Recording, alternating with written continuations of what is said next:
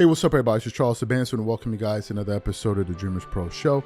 We cover everything from sports, hot topics, classic debates, entertainment, and we give you guys a fresh perspective on things and how we see them. And today we have a hell of a show in store for you guys. But before we get into it, please make sure you like the video and subscribe to the channel. I almost said subtract from the channel. Subscribe to the channel. As you guys know, the NBA season is less than a month away. Media day already started. To my surprise, I didn't know the specific dates of when various teams were going to be speaking to the media, but the Boston Celtics already started on Monday. We heard from Jaylen Brown. We heard from Jason Tatum. We heard from their head coach and what their philosophy is going into the season, their mindset.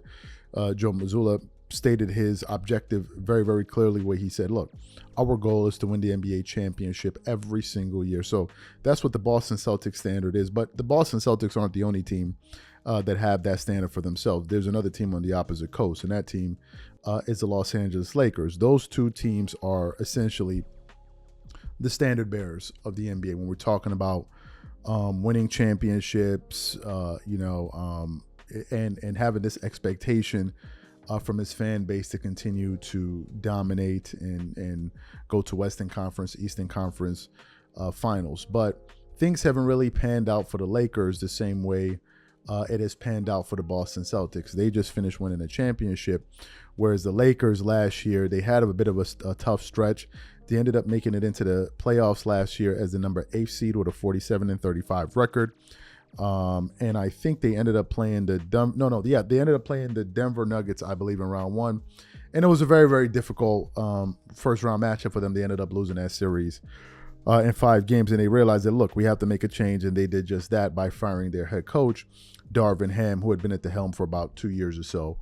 And then ultimately they now replaced him with their new head coach in JJ Redick. So what happened? I was kind of combing through the internet, and I came across an interview that JJ Redick did on the Lowe podcast with Zach Lowe from ESPN, right? And they went through the full range. They talked about JJ's critics like Doc Rivers. They addressed Dan Hurley being possibly signed by the Lakers. And ultimately, they got to the point where I think a lot of Laker fans were interested in, which was simply this.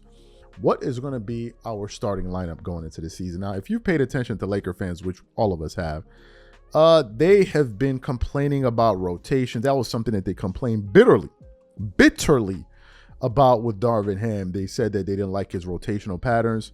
They didn't like the decisions he was making. So I'm sure a lot of Laker fans were curious to hear what was going to be JJ Redick's new lineup going into this season. And Zach Lowe went directly to the point, and JJ Redick answered it rather quickly. He said, we're going to go with the lineup that we were 23-10 with last season. So this is the back and forth that I want to get into here. He also gets into a little bit of what their expectations are in terms of Anthony Davis this season. But before we even get into what JJ Redick had to say, today's video is brought to you by our sponsor, PrizePicks, which is the largest daily fantasy sports platform in North America.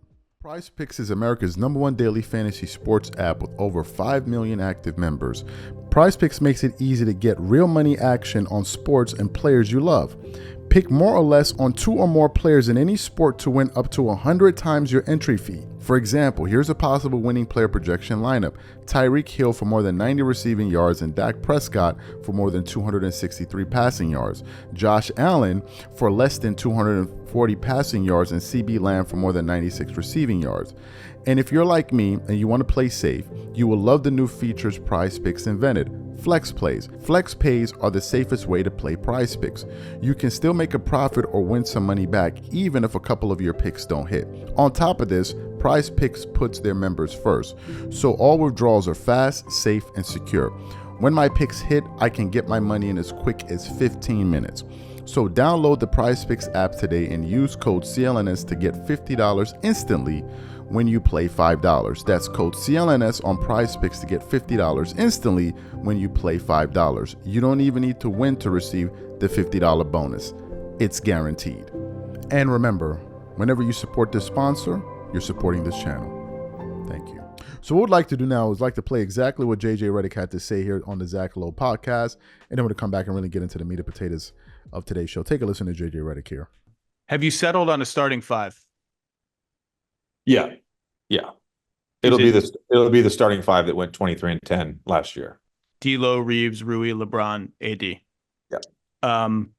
What do you think? What when we see you and your staff put your stamp on how that lineup plays, offense, defense, whatever, like what are some things you hope that we see, or what are some things you intend? I mean, you talked about LeBron playing off the ball. A lot of coaches have talked about that. You've talked about shooting more threes. A lot of coaches have talked Yeah, about that. it's What do funny you because think is I think realistically I possible? think when people hear that in regards to LeBron playing off the ball, it doesn't mean he's not going to have the ball. Like LeBron is one of the smartest players, and I think using him as a screener and finding ways to get him the ball in specific spots on the floor where he can be a facilitator and a scorer. That's what I mean by being off the ball. I don't mean LeBron's going to walk the ball up and get ball pressured at 94 feet and he's going to run a high pick and roll every time. That's what I mean. That's not how we're going to play. I think in terms of what the offense looks like, there will be a decent amount of movement. The shot profile will hopefully improve. We've talked about ways to create more paint touches. We've talked about ways to shoot more threes. We've talked about some of the leeway that you have to give certain players with their mid-range shots, whether that's in the post or isolation. But hopefully the shot profile improves. I think from a possession standpoint, one of the margins this team created last year and historically with this group has been free throws. Outside of that, there hasn't been a lot of margin creation. So we're going to try to create some margins, one of which is we're really going to emphasize offensive rebounding, corner crashes. I think, I don't know, I'm not comparing that to any previous coach or previous system, but those are some of the things that will look like a team that I coach. Now that you're in the team, talking about shooting more threes and ways to open the floor, do you have a sense of like what happened to Anthony Davis's jumper since the bubble? And is it just, this is just what it is? Every year, like he should shoot X number of threes a game, and it just hasn't been the same since then. Do you just not care and want him to be around the basket? I have a theory around that. Not one I'm willing to share publicly. I was gonna say you're on a basketball discussion currently. No, I have a theory on that. And you know what? If my theory proves correct, I'll share it with you later in the season. But I have a theory on that. Yeah. Have you had the conversation with AD about the all defense ballot? Yeah, he had no idea what I was talking about. Really?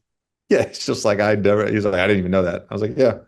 No, AD and I, obviously he was in with the USA basketball team. I went to the semifinal game in Paris against Serbia, and I would have stayed for the championship, but it was my kid's birthday party, so I got back for that.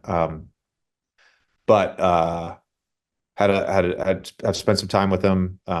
Went to a lovely dinner in Santa Monica a few weeks back. But yeah, I mean, we're gonna empower him as much as he wants to be empowered. I mean, if he wants to be first team All NBA and he wants to be in the MVP conversation all year long, we're going to empower him to do that. So you heard what JJ Redick had to say there. What are my thoughts on this? First of all, I like the fact that he has a process in terms of things that they were looking at as a coaching staff and as an organization. He laid that out beautifully. That's the thing about JJ. When it comes to talking basketball, explaining basketball, he does that at a very high level, and he seems to understand the game as well. So it seems as if that the Lakers have a legitimate plan in terms of the lineup that they want to deploy. Now, he mentioned something about D'Lo. D'Lo is a player that Laker fans from time to time have complained about. And they've complained about him specifically on the defensive side of the floor. D'Lo is an offensive player. At times he can be streaky, but he's really an offensive guy. And when he gets going, he can get you 28 points in a playoff game. He can do that. He's good for it, right? He's skilled enough on the offensive side of the floor to do that. His challenge has been the defensive side of the floor, where he's not able to really stay in front of his man. And really, that's the first point of attack. On the defense, you're attacking the guy. The ball handler is really attacking the point guard. And if you have a breakdown with your guards and then they just start wreaking havoc, or they run various plays and you have communication breakdowns and then teams are able to score on you. But that's one thing Laker fans have been complaining about. So it looks like that's something that they're going to have to deal with this offseason. The Lakers didn't have much activity throughout the offseason. They only drafted 2 rookies, and that was really about it. They drafted 2 rookies. Their roster is pretty much the same.